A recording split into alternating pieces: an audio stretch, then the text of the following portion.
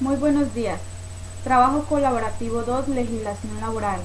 Soy Adriana Cueltán, tengo 20 años de edad, nací en La Hormiga, Putumayo y soy una estudiante de la UNAM. Estoy cursando el octavo semestre de Ingeniería Industrial. Es un gusto y un honor poder compartir con todos ustedes en este curso de legislación laboral. A continuación les daré a conocer el diagnóstico sobre el trabajo colaborativo número 1. En la unidad 1 encontramos el contrato de trabajo, quienes intervienen en el contrato de trabajo, las clases de contrato de trabajo, los aportes parafiscales y la liquidación de nómina. A continuación les explicaré cada uno de ellos. En el contrato de trabajo encontramos que es el acuerdo en virtud del cual una persona natural obliga a prestar un servicio personal a otra, natural o jurídica, bajo la continua subordinación, cumpliendo órdenes e instrucciones y recibiendo por su labor una remuneración. ¿Quiénes intervienen en el contrato de trabajo? El trabajador, o sea, quien presta el servicio, y el empleador, o sea, quien ordena el servicio. Las clases de contrato de trabajo se dan según la forma, en la cual tenemos el contrato verbal y el contrato escrito, y según la duración. Es según el tiempo que dure la realización de la obra o la labor, a término fijo, y la duración indefinida. En los aportes parafiscales, la ley ha establecido como norma general que los empleadores deben realizar aportes por cada uno de sus trabajadores con destino al ICBF, al SENA y a la Caja de Compensación Familiar, al igual que a salud, pensión y riesgos laborales. En la liquidación de nómina encontramos las cesantías y el salario base, el cual es el último salario mensual, siempre y cuando este no haya tenido variaciones en los 3 meses anteriores. Si no es así, se toma el promedio de los del último año. Asesor de contratación, nómina y afiliaciones a la Seguridad Social, capítulo 1 y 2. Capítulo 1. Aspectos claves del derecho laboral y la relación laboral, empleador y trabajador. El Código Sustantivo del Trabajador en su artículo 5 nos da la definición de la siguiente manera. En el artículo 5, definición del trabajo. El trabajo que regula este código es toda actividad humana libre, ya sea material o intelectual, permanente o transitoria, que una persona natural ejecuta conscientemente al servicio de otra, y cualquiera que sea su finalidad, siempre que se ejecute en ejecución de un contrato de trabajo. Con este concepto claro podemos establecer que el trabajo en Colombia es cualquier actividad que una persona realice al servicio de otra que se debe efectuar al amparo de un contrato. En este punto debemos recordar lo observado en el desarrollo de la unidad 1 y 2, que nos enseñaron que existen varias modalidades de contrato de trabajo, como lo son el contrato verbal, el de término fijo y el de término indefinido, y de obra o labor, entre otros. De este mismo artículo 5 podemos inferir que tiene que existir un trabajador al servicio de un empleador, como vínculo necesario para definirlo como trabajo. Es ahí donde nace el concepto de relación laboral empleador y trabajador. El derecho laboral trata sobre la regulación de esta situación de trabajo entre uno y otro, y es así como vemos que el mismo Código Sustantivo del Trabajo en su artículo 1 establece la importancia de regular las relaciones entre trabajadores y empleadores. En el artículo 1 tenemos el objetivo. La finalidad primordial de este código es de lograr la justicia en las relaciones que surgen entre empleadores y trabajadores dentro de un espíritu de coordinación económica y equilibrio social. En el capítulo 2 tenemos las obligaciones, prohibiciones del empleador y obligaciones del trabajador. Los deberes y obligaciones tanto del empleador como del trabajador están consignadas en el Código Sustantivo del Trabajo en sus artículos 57, 58, 59 y 60. Las obligaciones del empleador. Artículo 57. Obligaciones especiales del patrono. Son obligaciones especiales del patrono. 1. Poner a disposición de los trabajadores, salvo estipulación en contrato, los instrumentos adecuados y las materias primas necesarias para la realización de las labores. 2. procurar a los trabajadores locales apropiados y elementos adecuados de protección contra los accidentes y enfermedades profesionales en forma que se garantice razonablemente la seguridad y la salud. 3.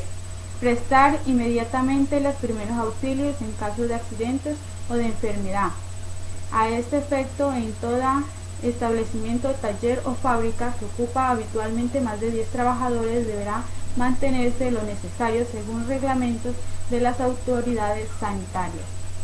4. Pagar la remuneración pactada en las condiciones, periodos y lugares convenidos. 5. Guardar absoluto respeto a la dignidad personal del trabajador, a sus creencias y sentimientos.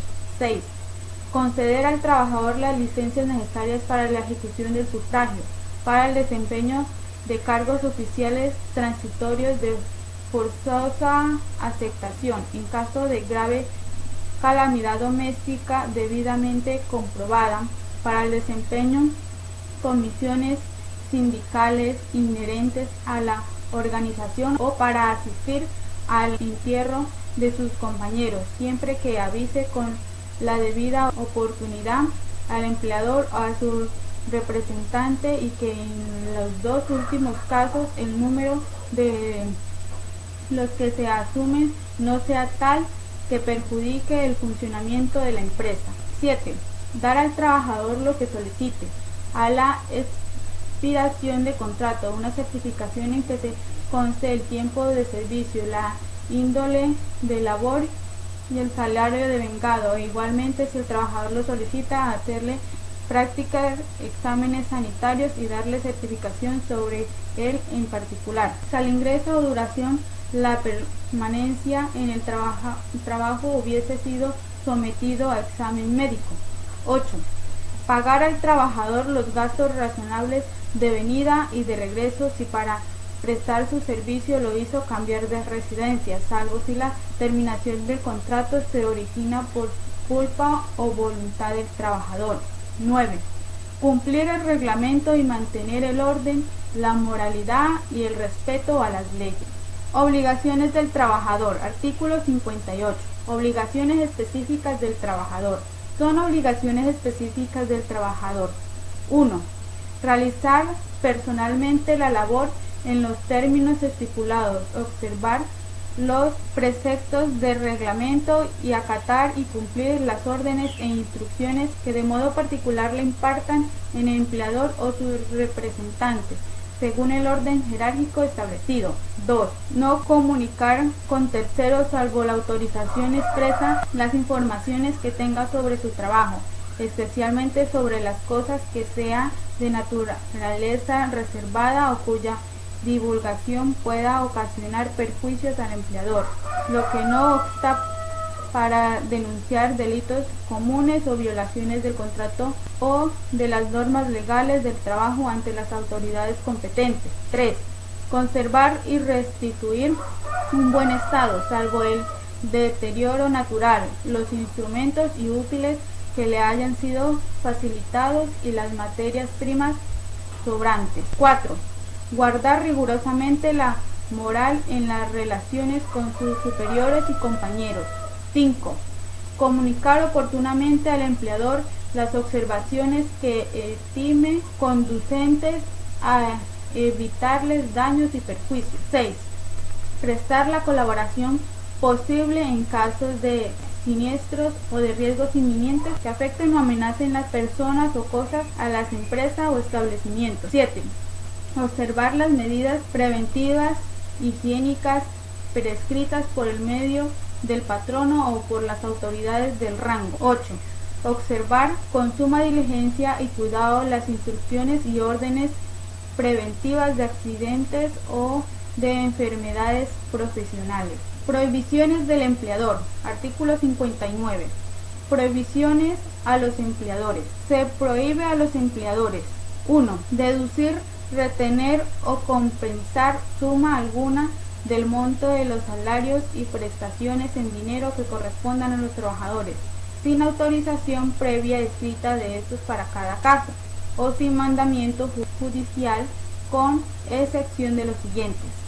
Respecto de salario, puede hacer deducciones, retenciones o compensaciones en los casos autorizados por los artículos 113, 150, 151, 152 y 400. También las cooperativas pueden ordenar retenciones hasta del 50% de salarios y prestaciones para cubrir sus créditos en la forma en que los casos en que la ley las autorice. En cuanto a pensiones de jubilaciones, los empleadores pueden tener el valor respectivo en los casos del artículo 274.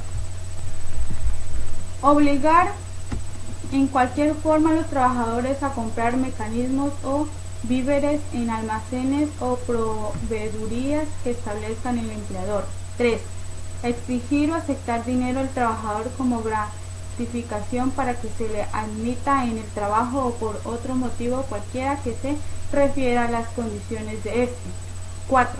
Limitar o presionar en cualquier forma a los trabajadores en el ejercicio de su derecho de asociación. 5. Imponer a los trabajadores obligaciones de carácter religioso o político, o dificultarles o impedirles el ejercicio del derecho del sufragio. 6. Hacer, autorizar o tolerar propaganda política en los sitios de trabajo. 7. Hacer o permitir todo género de rifas, colectas o suscripciones en los mismos sitios. 8. Emplear en las certificaciones de que trata el ordinal 7 del artículo 57 signos convencionales que tienden a perjudicar a los interesados a adoptar el sistema de lista negra, cualquiera que sea la modalidad que utilicen, para que no se ocupe en otras empresas a los trabajadores que se separan, o sea, separaciones al servicio. 9. Ejecutar o actualizar cualquier acto que vulnere o restrinja los derechos de los trabajadores o que ofendan su dignidad. Prohibiciones del trabajador. Artículo 60. Son prohibiciones a los trabajadores. Se prohíbe a los trabajadores: 1. Sustraer de la fábrica, taller o establecimiento los útiles de trabajo y las materias primas o productos elaborados sin permiso del empleador. 2. Presentarte al trabajo en estado de embriaguez o bajo la influencia de narcóticos, drogas energéticas. 3. Conservar armas de cualquier clase en el sitio de trabajo, a excepción de las que con autorización legal pueden llevar los celadores. 4. Faltar al trabajo sin justa causa de impedimento o sin permiso del empleador, excepto en los casos de huelga, en los cuales debe abandonar el lugar de trabajo. 5. Disminuir intencionalmente el ritmo de ejecución del trabajo, suspender labores, promover suspensiones intempestivas del trabajo o excitar a su declaración o mantenimiento, sea que participe o no en ellas. 6. Hacer colectas, rifas y suscripciones o cualquier clase de programa en los lugares de trabajo. 7. Coartar la libertad para trabajar o no trabajar, o para afiliarse o no a un sindicato, o permanecer en él o retirarse. 8. Usar los útiles o herramientas suministradas por el empleador en objetos distintos del trabajo contratado. Eso fue todo por hoy. Aquí a continuación les voy a dar algunas conclusiones y recomendaciones personales del curso en general. Con la elaboración de esta actividad podemos colocar en práctica lo aprendido en el entorno laboral y saber a qué tenemos derecho y deberes como empleadores de una empresa. El derecho laboral o derecho del trabajador es una rama del derecho cuya principios y normas jurídicas tienen como finalidad la tutela de los trabajadores, regulando las relaciones entre los sujetos de la relación laboral, trabajadores, empleados, sindicatos y Estado. Espero me hayan comprendido, les agradezco mucho por su atención prestada.